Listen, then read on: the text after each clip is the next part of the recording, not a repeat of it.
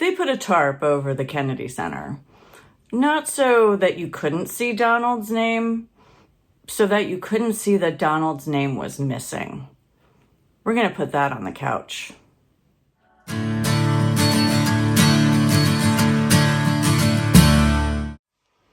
They covered it for one person because a missing name is the one thing that Donald cannot bear to look at.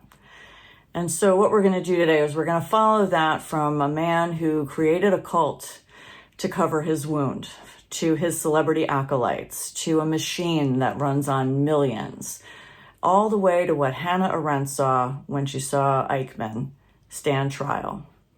And then we're going to close today with the Eight of Cups. And by the time you get to the end, you'll know exactly why. Welcome to the World on the Couch, where we run the news through a psychological lens, because that's the part the news almost always misses. I'm Dr. Marlene Ryle. I'm a psychologist and a psychiatric nurse practitioner with 30 years of experience in the field. What we're doing today is analysis and commentary, not clinical diagnosis. Before we put the world on the couch, let's look at what happens on the couch in general in the first place, because that's where I see it. And once I see it there, I tend to see it in lots of other places. So when someone sits down, I ask them how they're feeling, and they might say fine or bad. That's it. 2 words. So I ask again. And the response usually is about how their body feels. Oh, I feel tight, or my stomach's in knots. The feelings are there, they just don't have names. So they reach for the body because that's the frame of reference that they have. So this is a magnet that lives on my refrigerator. I'm going to block Christian for a second there. Sorry, boy.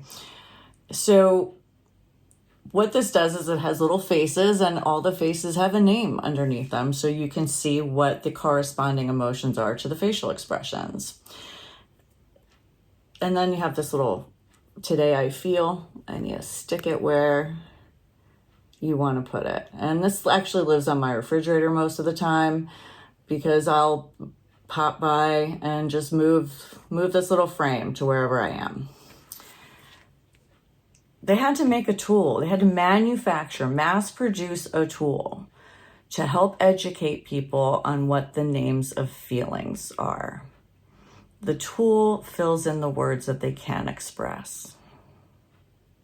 Now let's look what happens when certain movements try to distort or even eradicate those names. So we're going to take this chronologically. In 1947, a man wrote a letter to the Veterans Administration. In it, he asked for psychiatric help. He said he was depressed, something's wrong, and he can't seem to make himself go get the help he needs. And he even names it. He says his pride was standing in the way. This is probably the most honest thing in this whole story. This man naming what's happening inside of him and what's standing in his way. 3 years later, the man publishes a book that offers a new science of the mind, a science that can fix everything. Not just what ailed him, but what ails the entire world. Now, within a year of that book being published, during their bitter divorce, his wife says that this man should be examined, that something is seriously wrong, and then came the movement. This movement was built explicitly against psychiatry, against the profession he once wrote to for help. The man's name is L. Ron Hubbard, and the science of mind was called Dianetics, and he started the cult of Scientology. He was able to name his own emotional suffering, and then he spent the rest of his life building a fortress against the reality of that suffering and against the entire profession, the one he asked for help. So now he's turned those people who could have helped him into his enemies. And what he created is enormous. The cosmology, the development of powers no human has ever demonstrated, a ship that roamed the seas and kept him far from the long arm of the law, to a city in Florida. No one creates something that immense over nothing.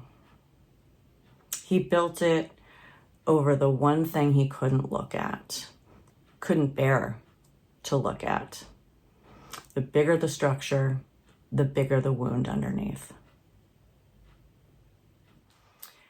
Now look what an acolyte of that movement of Scientology does with the wound. He's a famous devotee, turned on a woman in public on national television for talking about her own treatment for postpartum depression. She named it. She got it. She felt it. She got help. And she got through it. She did the thing the founder of this church was unable to do.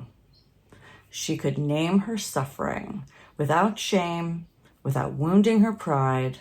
She got the help she needed, and she recovered. The acolyte attacked her, not her treatment, her. Because naming her feelings, admitting she needed help, and getting it proves that you can say how you feel without destroying your pride or yourself.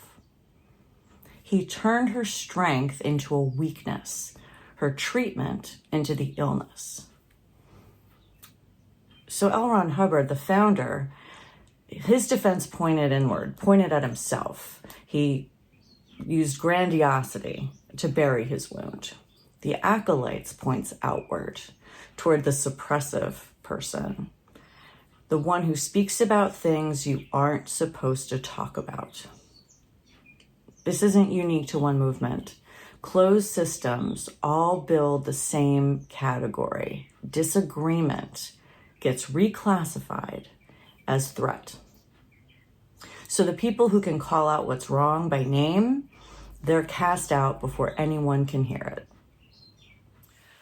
So the founder's wound has become everybody's wound.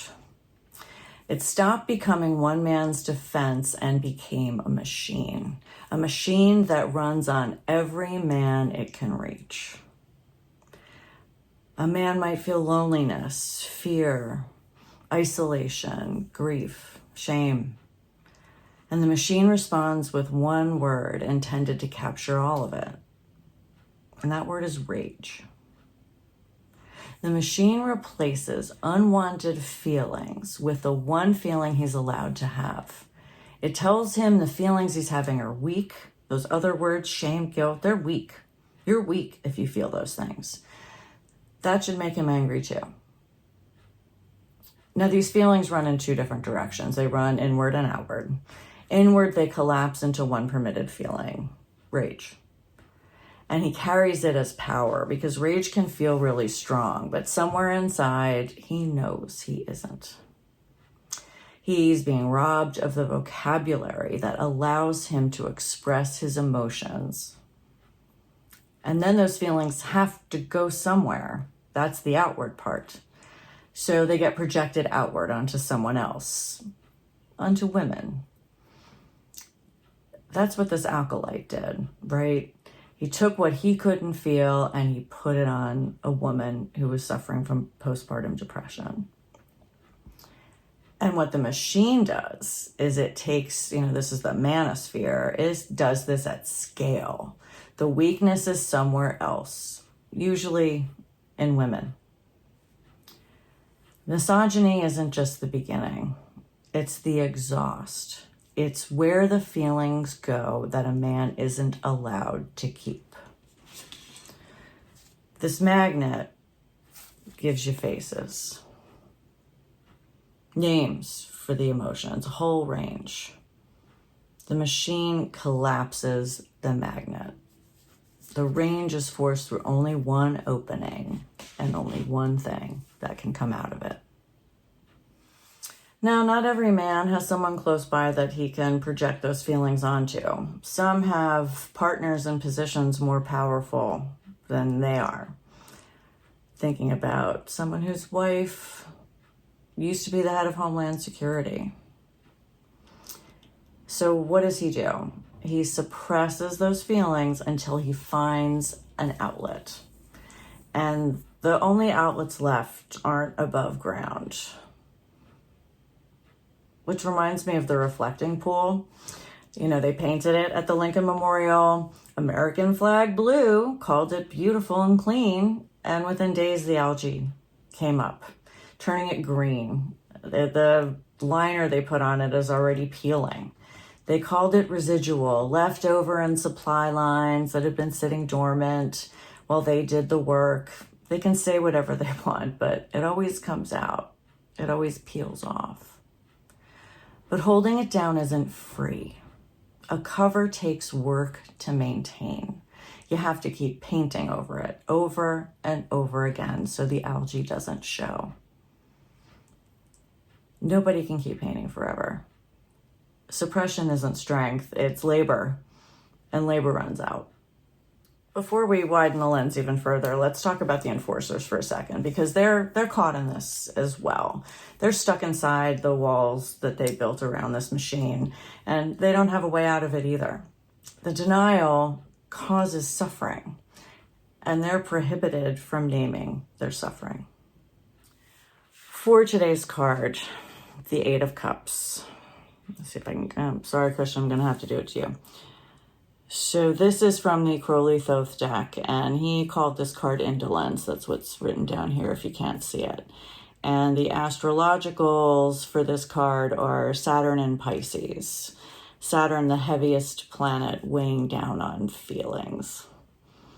These are cracked cups that are sitting over what looks like a lake bed or a river bed that's drying out.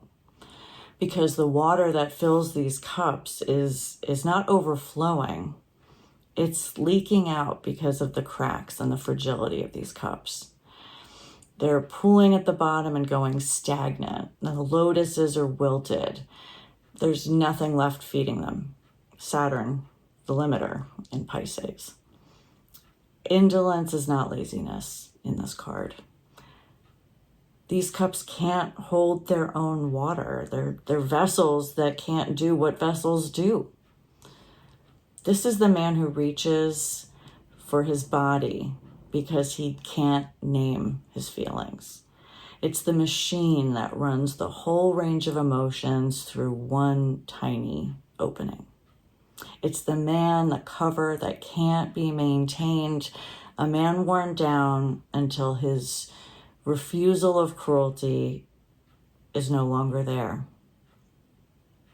The cultures that I spoke about today, their whole purpose is to empty you out and call that emptiness strength. It's the same well that the refusal of cruelty comes from. Empty it, there's nothing left to say no with. Thank you for watching The World on the Couch. Please like, subscribe, and share. I'm Dr. Marlene Ryle. The couch is always open.